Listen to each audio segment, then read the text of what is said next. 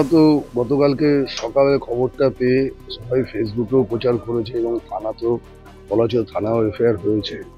সারা সকাল থেকে শুরু করে রাত পর্যন্ত আমরা কালকে এখানে 10:30 11টার সময় একবার রাত্রিবেলা এসে পুকুরের দিকে স্কুটির এটা করে হেডলাইটটা করে দিয়েছিলাম, তখনও চোখে পড়েনি।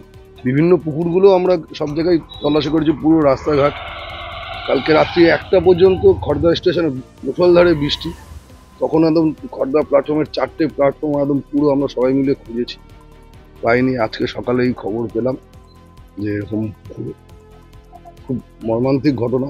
খুব মনে হচ্ছে তোর কি হতে পারে? দেখুন, এটা কি করে বলবো, ওটুকু বাচ্চা, এখন ওর ভেতরে কি ছিল না কি এটা রহস্যজনক। এটা আমার কাছে নিজেরও মাথায় আসছে না, কোথা থেকে কিভাবে এই ঘটনা ঘটলো।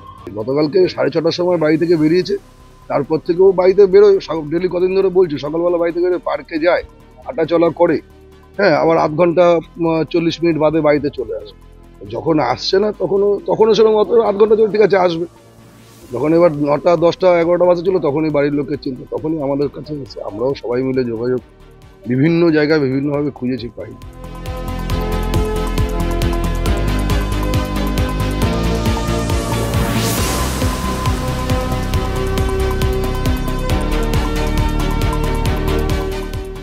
মনে কিছুই হয় না, যা শুনেছি যে খুব আদরের ছেলে ছিল, যা বললেন অনেক ভালো ছেলে ছিল। আমাদের কি পড়াশোনা নিতে পারিনি চাপ? সেটা বলতে পারবো না, এই বয়সে তো পড়াশোনার চাপ তো এত হওয়ার কথা না, যার জন্য কিছু না, অনেকের আশা থাকে যে এত নাম্বার পাবো, এত নাম্বার কম পাচ্ছি, সেই সব জানি না। তো ছোট বাচ্চা, এর এখনই কি চাপ থাকবে? এমনও না মাধ্যমিক উচ্চ মাধ্যমিক এইসব কিছু দিয়েছে বা এরকম পড়াশোনার কিছু এর মতো কোনো জানা নেই।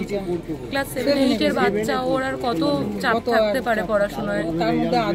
আপনার মধ্যে বাড়ির লোকও সবাই খুব ভালোবাসে। কালকে যখন খবর পাই, ওর বাড়ির লোক বলে যে সকাল 6টার সময় ছেলেটি হাঁটতে বেরিয়ে নিখোঁজ হয়ে গেছে, তাকে খুঁজে পাওয়া যাচ্ছে না।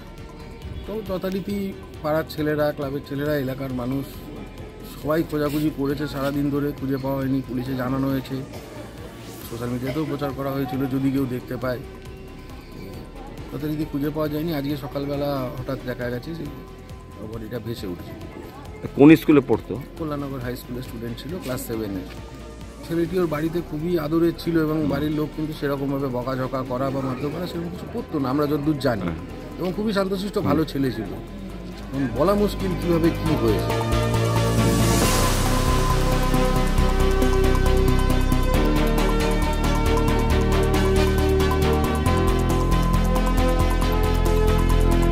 ফলো করুন সংবাদ প্রতিদিন ডিজিটাল।